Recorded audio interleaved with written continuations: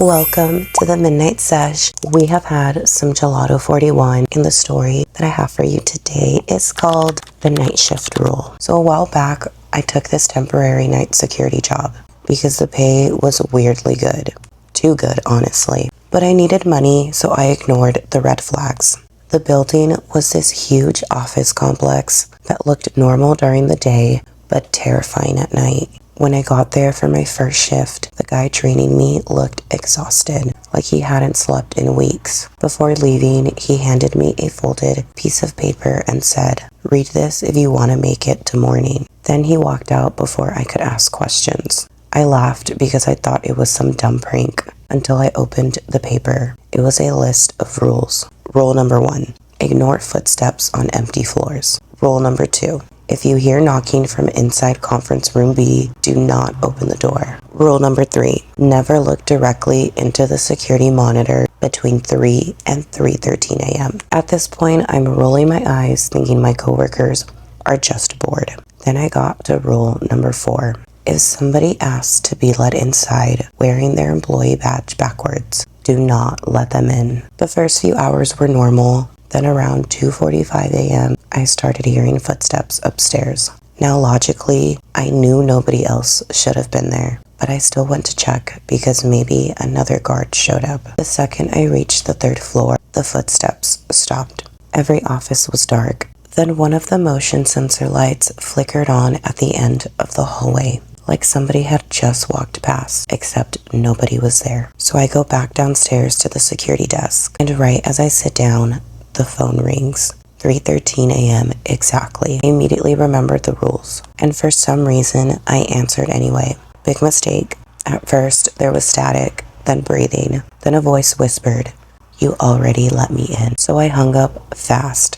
My heart was pounding now, and when I heard a knocking at the front entrance, I looked at the security monitor and saw a man standing outside the glass doors. Office clothes, employee badge around his neck, backward, exactly like the rules said. Because the worst part wasn't the badge. It was the fact I recognized him. He looked exactly like the guy who trained me earlier. Then he lifted one hand and pointed behind me. I turned around for maybe half a second, and when I looked back at the monitor, he was gone. Then I heard footsteps inside the building right behind me. Okay, this one actually scared me because what the actual fuck? No, absolutely not. I'd quit on the spot. I don't give a fuck, I'm leaving. Let me know your thoughts down below. Welcome to the Midnight Sesh. We have had some Gelato 41, and the story that I have for you today is called The Wrong Funeral. I accidentally walked into the wrong funeral once, and I still think about the people inside that room almost every night. This happened when I was driving out of town for a distant relative's funeral. I'd never been to the church before, and the directions online were confusing. It was raining hard too, which somehow made everything feel worse. I remember pulling into the parking lot and immediately noticing how empty it was. Now I already felt uncomfortable, but I figured maybe I was late, so I grabbed my umbrella and went inside. The second I opened the doors, something felt off. The room was packed with people, but completely silent. Just rows of people sitting perfectly, still facing the casket. At first, I thought maybe I interrupted a prayer or something, so I quietly sat near the back.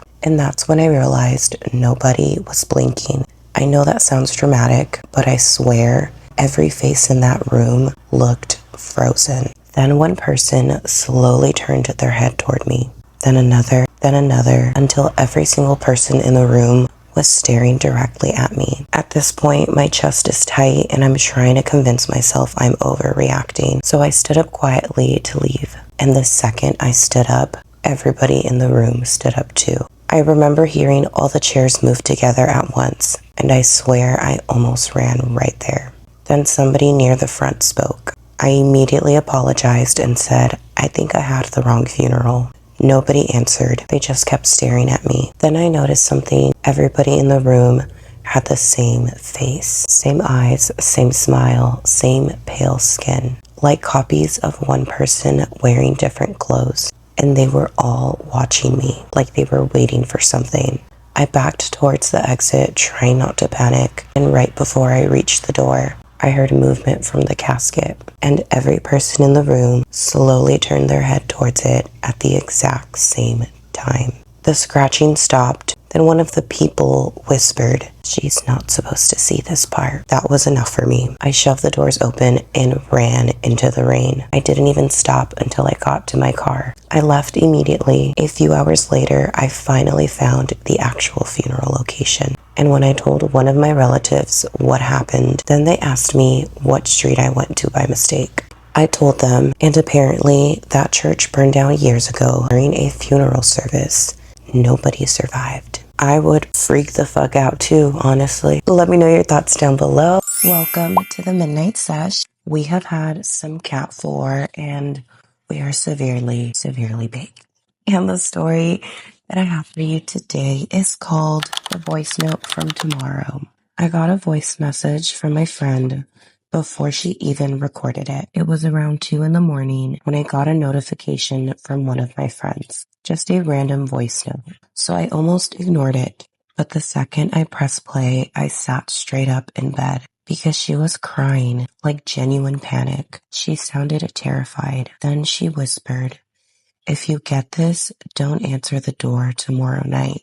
I remember laughing nervously because I thought maybe she was messing with me. But then she kept talking and her voice got shakier. "He's wearing my hoodie. Don't let him in just because he looks hurt." At this point, I'm fully awake now. Then suddenly the message cuts off. So obviously I call her immediately. No answer. I text her a bunch of times. Nothing. And then I notice something weird. Under the message timestamp, it says, "Recorded tomorrow at 4:32 p.m. I stared at my phone for like a full minute, trying to convince myself it was a glitch. Because how do you send a message from the future? The next day after work, I drove straight to my friend's apartment. I immediately asked if she sent me a weird voice note. She looked confused and said no, so I played it for her. And the second her voice started crying through my phone, all the color drained from her face because she recognized it too. It was definitely her voice. But that's not even the worst part. She was wearing the exact same hoodie from the recording. Now we're both uncomfortable. But after a while, we started convincing ourselves it had to be some kind of weird phone glitch or prank. That night, around 11 p.m., I was laying in bed, trying not to think about it, when I heard 3 knocks at my apartment door. Every hair on my body stood up. I walked quietly to the peephole. There was a man standing outside, wearing my friend's hoodie. Then my phone buzzed in my hand. Another voice message from my friend, recorded 3 minutes ago. I pressed play immediately, and all I heard was screaming. I called her over and over. I ran to my bedroom and locked the door, like that was somehow gonna help. When I finally checked outside, nobody was there. But folded neatly in front of my apartment door was my friend's hoodie. Who the fuck is this goddamn person? That's what I want to know. Let me know your thoughts down below. I kind of stopped a lot during this recording, honestly, to rehydrate. Now you know I really do love ya. Bye.